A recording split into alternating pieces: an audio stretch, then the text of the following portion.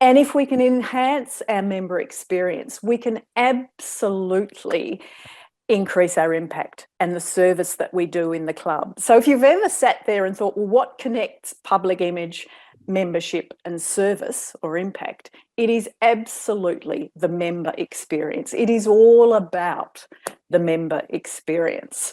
So let me now give you my top 10 tips. Arguably the most important thing that we can do to enhance the member experience is to truly understand our member expectations. We absolutely need to take time to understand what members need and want from Rotary. And they're going to have common needs, but also unique needs. I mean, we can all talk about the common needs that we want out of Rotary. We want to be respected, we want to feel welcome, involved and included. And we know from Rotary International surveys that it's reasonably common that people join Rotary to give back to their local community and make connections. So there are some common needs and expectations, but there are also needs and expectations that are unique. Maybe that member that joined, for instance, because they need professional connections in their current role. There will be common and unique needs. And the other thing that we need to recognise is that those needs change over time. For instance, our surveys tell us that new members join for service, but we stay for fun. So it's absolutely essential from a member experience that we truly take time to understand member expectations. Number 2, and this is a really important one, and this is about making sure that our members are actively engaged. Firstly, it's that we need to make sure that our members actually know how to get engaged, what they can do, how they can do it, where they can find, the resources that they need to be able to engage with the club, to suggest new projects, to get involved in projects, to have ideas about how the club might operate, to get involved in the way that the clubs will operate.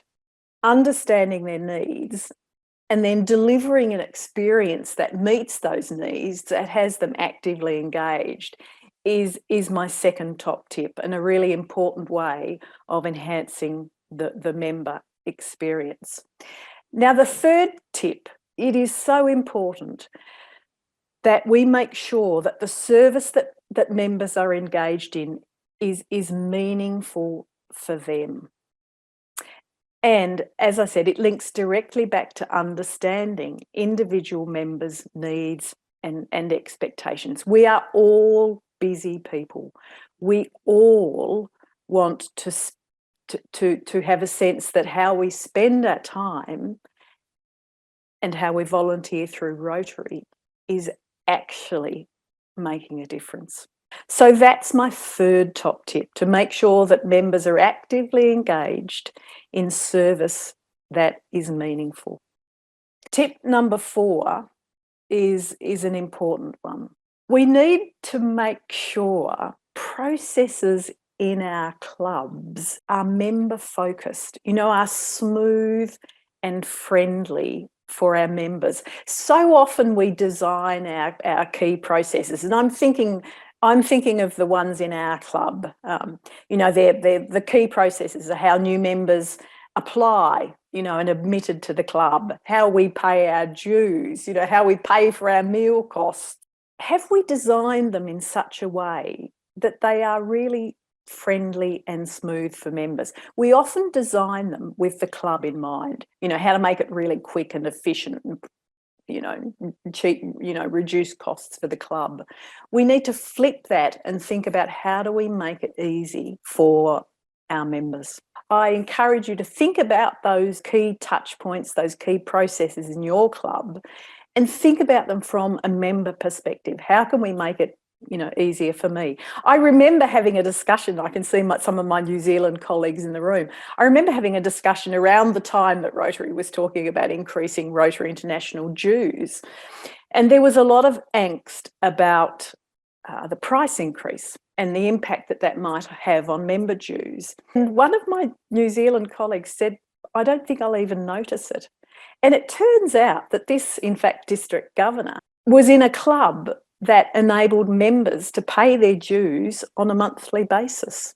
Technology has enabled us to design lots of our processes in a more customer-friendly, member-focused way.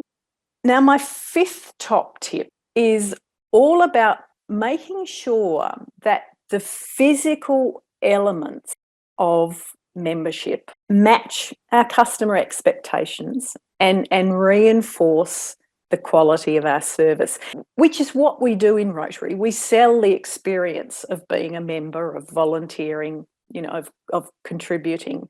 We don't sell a good like a shoe or a carrot. We sell an experience, and that makes it really hard when you can't see or touch it. It makes it really hard for customers to sort of judge, the quality of the experience. And so what they tend to do is use the physical elements.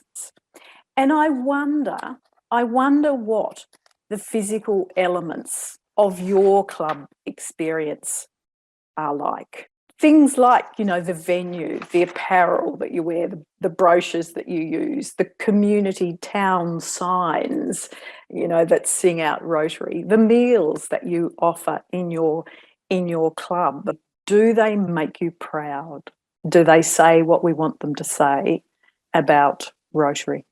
Now, my next top tip, number 6, is a very important one. We need to address problems quickly. One of the 2 top reasons why people plan to leave Rotary is as a consequence of conflict with other members.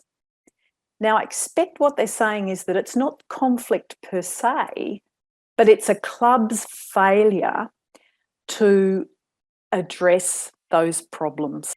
And so it's really important to address problems quickly. And I think there are 2 elements of that. One is making sure that you've got the systems in place up front, proactively. People know how to complain and they have access to a complaint procedure. And then it's about responding to complaints when they happen. It is about encouraging listening to complaints. And it's also about fixing things when things go wrong. The other thing that we know from marketing research is that when it comes to addressing problems, resolving complaints, fairness and empathy really matter. People want to be treated fairly, and they want to be treated in a manner that respects, their right to make complaints. So I encourage you to think about how you do this in your club. And I suspect it's something that we can all pay attention to. Now, my top tip, number 7, it's the importance of matching price with perceived value. Our members think about price. More often than not, what they're really thinking about is value, the value that they get out of Rotary, the benefits that they give or the benefits that they get for the costs that they give. And I think the point that I want to make here, and it's particularly relevant for services, cost has financial and non-financial considerations. So when somebody is weighing up whether Rotary membership is good value, yes, they're thinking about dues and the dollars that they pay, but just as likely they're thinking about other non-financial costs, particularly time. And for a lot of us, time is actually our most valuable, resource and the thing that matters most of all. So it's really important when you're thinking about what is an appropriate price for Rotary membership, what sort of dues are appropriate, that you consider both the financial and the non-financial elements of value. And in the end, what we want to make sure is that customers, our members, feel like they're getting value out of their Rotary membership. But ask yourself the question, is Rotary membership value for me? Now, my 8th top tip, we need to keep our finger on the pulse of member experience. How are our members feeling? And, sometimes I think we shy away from this a bit because we're a bit afraid of what we might hear. Every complaint a member makes, every comment of dissatisfaction is an opportunity for us to fix something. So it's really important that you're measuring satisfaction regularly. Rotary International has some wonderful survey tools on its membership site. So it could be about surveys and regular surveys, and I think they're important. But equally, it could be simply about, a club assembly. How are you travelling? What are you enjoying? What do you want to change?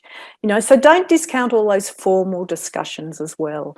And I think that it harks back to an earlier comment of, trying to develop a culture of listening. Listening in your club, listening to what members want and expect, listening to their, their experience of membership in the club, listening to understand how satisfied they are with Rotary membership. If you're getting feedback, particularly if there are themes in that feedback, you do need to act on the findings. My 9th tip is really around the importance of coordinating communication. It is really important from a member experience perspective that members and prospective members, the community, receive very unified and consistent messaging. That's how you build brand. It's how you frame expectations. We need to do that. And it's a challenge these days with so many different forms of communication. We need to make sure that we are sending a unified and consistent message. And if you have a public image team in your club or a communications team in your club or public relations, you could ask them, is the look and feel of all our messaging coordinated and unified across all our various methods? My last tip, again, relates to communications. It also relates to expectations and how we can influence expectations. We need to make sure that communication is real, not only to our external prospective members, to the community as a whole, but to our own members as well. And there are a number of ways we can do this, and this sits in the services marketing theory very solidly as well. We can keep things real by using real stories, by featuring real members in our communications, by using the Rotary brand and by very much showing the impact of what we do. Because in the end, member satisfaction is essentially a function of matching their expectations with their perceptions of the actual member experience. And if you can get those two things to match and meet, you are going to have, a much more positive member experience. And I will often say, we have spent a lot of time trying to make our members fit our clubs. It is absolutely time now to make our clubs fit our members. And that is the basis of a great member experience.